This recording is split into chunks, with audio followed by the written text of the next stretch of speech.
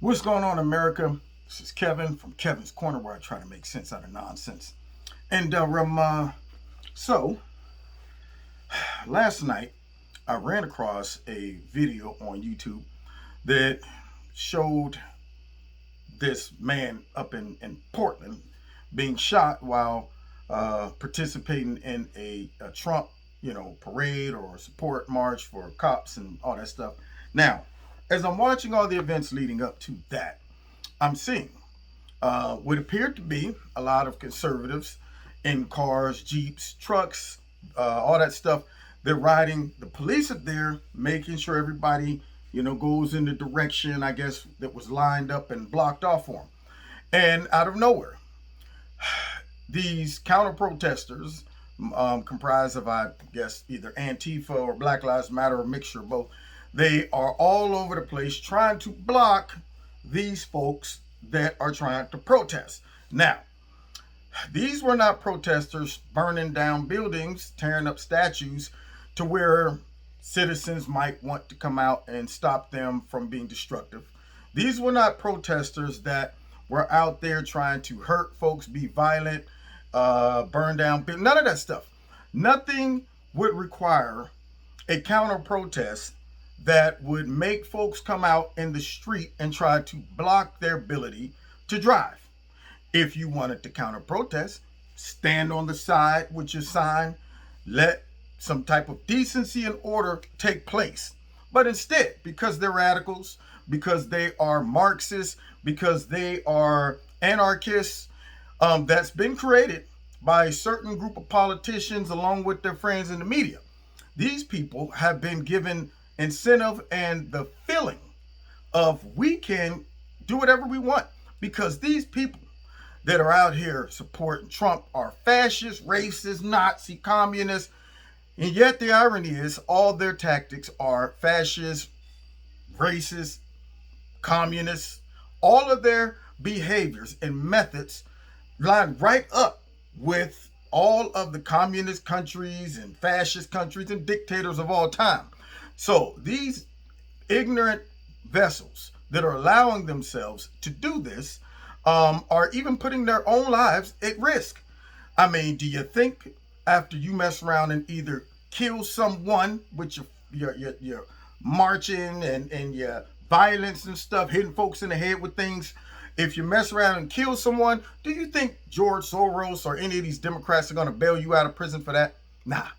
See, so they have developed this false sense of security when it comes down to being able to operate violently with no recourse.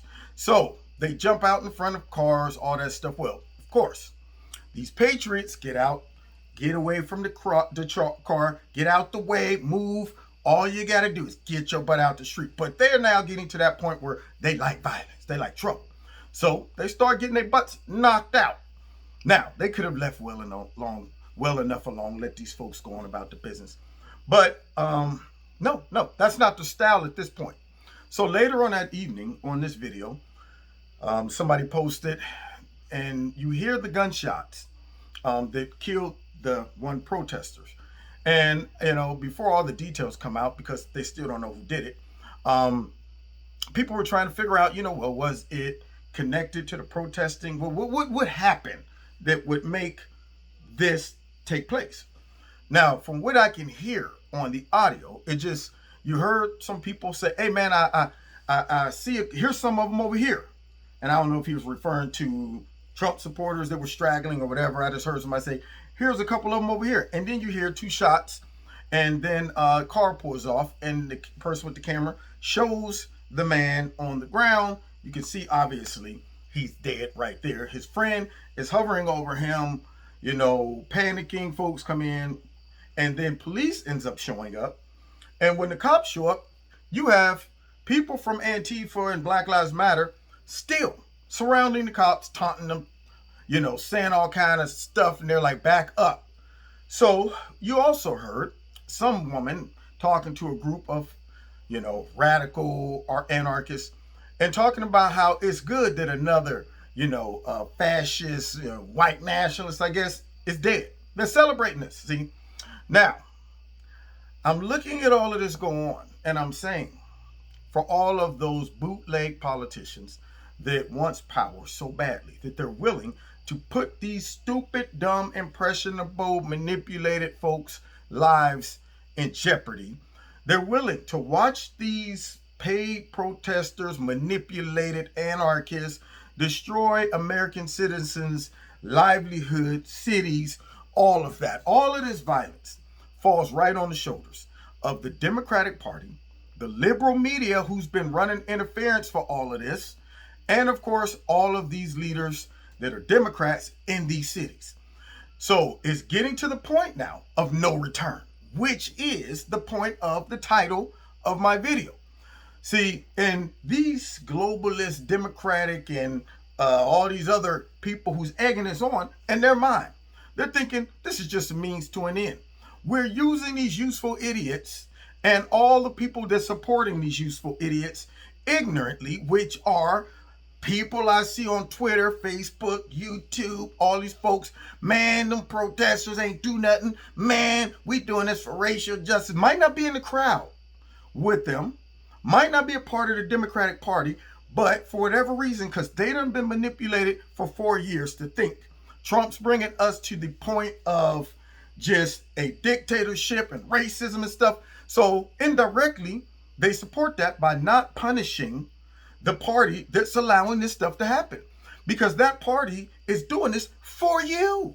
Meaning, for those that are sitting at home that done bought into all of these racial narratives, why do you think the party, the Democrats, and all of these liberal media networks and stuff are covering this up? Because they know you'll buy into it and then say, well, that's why I'm voting for Democrats, because they're fighting for justice, and all of these peaceful protesters were minding their business, and these white nationalists just came in with the AR-15s, and they hooked up with the cops, and the cops were like, look, y'all flank them, we're going to go around and we're going to get rid of all these protesters, these black folks, and these, all of that stuff.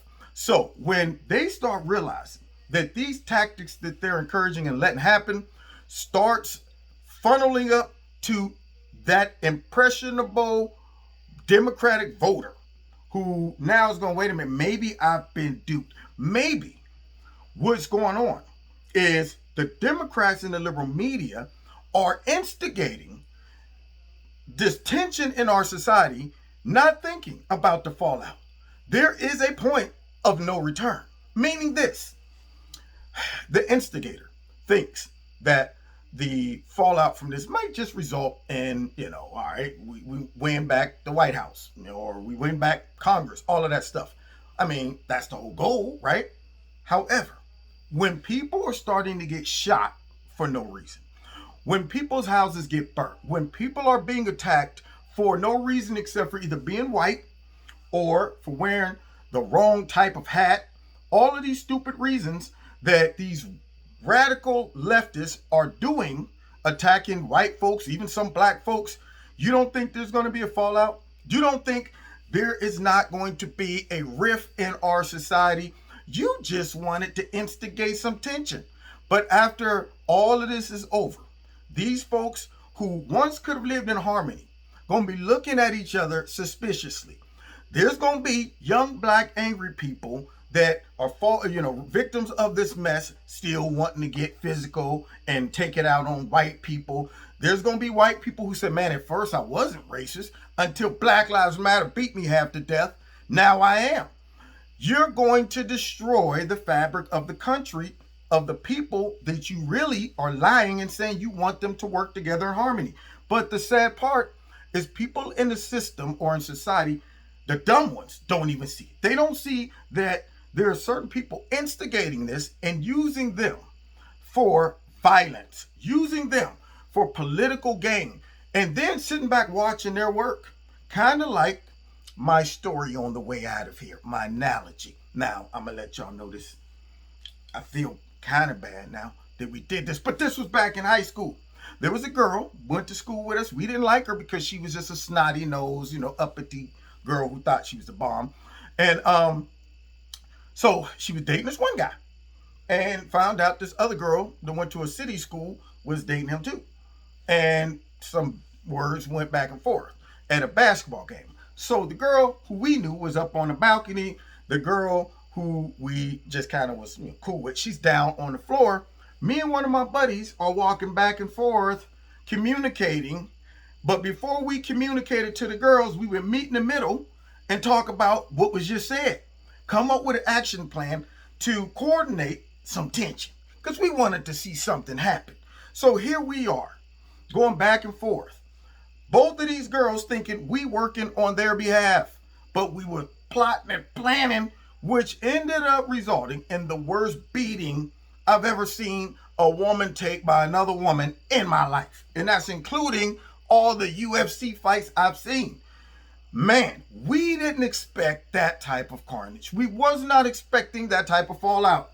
We just wanted, the one girl that went to our school to, learn a lesson. Just learn a lesson. Just stop being arrogant and all that stuff. But that beating was so bad that we couldn't look away. But we couldn't bear to watch either. It was one of those things like, this is so bad, I can't even look away. But it's hard to watch. We tried to break it up, but by that time, it was at the point of no return. Other folks got involved. One dude, there was a college dude that really shouldn't even been at this McDonald's we were at. I'm like, why are you here? You're a grown man. Makes a big circle and tell everybody, man, ain't nobody breaking this up. No, I'm going to watch this fight until I get tired. And this girl took about 50 to 60 straight punches to the face, not blocking one of them. And at the end of the day, we didn't expect that to happen. I mean, at the end, she's still a friend that went to our school. We just thought maybe it got out of control. But here's the sad part and the point of that. We couldn't account for the unexpected, uncontrollable fallout and damage of us instigating that. The fallout was way worse than what we expected. And then the other final point is the whole time, even to this day, I'm not sure unless she's watching this video, neither one of those two girls really understand who coordinated all of that.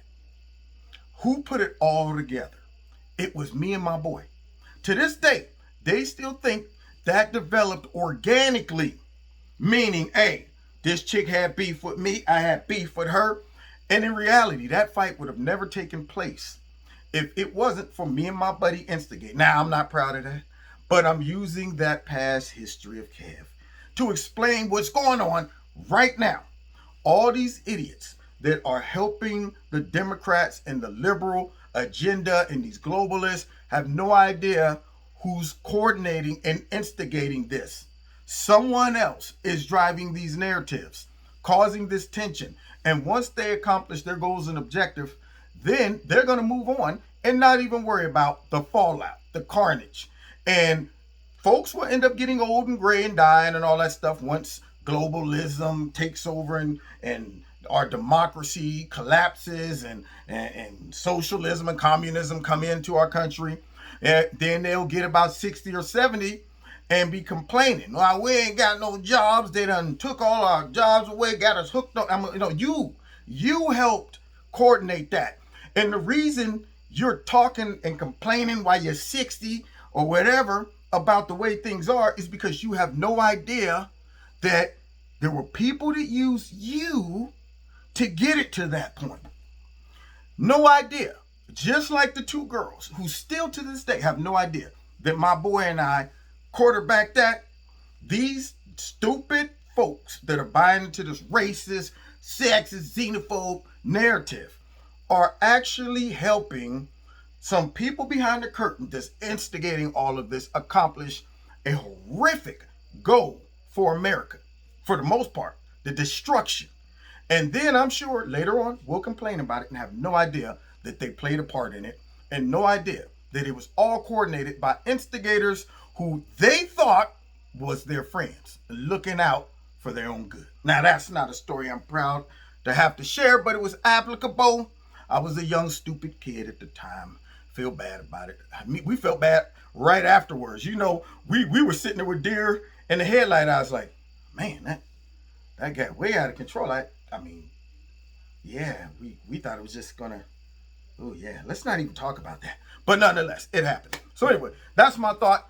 You've been listening to Kevin and Kevin's Corner. Don't forget to hit like, share, subscribe, and the notification button. Check me out every Wednesday night live in Kevin's Corner on Facebook, on Facebook, YouTube, and my radio blog talk show. Make sure you still subscribe and that your notifications are set to all. What else? Oh, check out Extreme Teas, my sponsor. If you like their products, click on the link below. Put Kevin in the promo code. You'll get a 20% discount. And then finally, if you want to donate to Kevin and Kevin's Corner, feel free. There's a link below the video to do that. And we will see y'all next time in Kevin's Corner. God bless.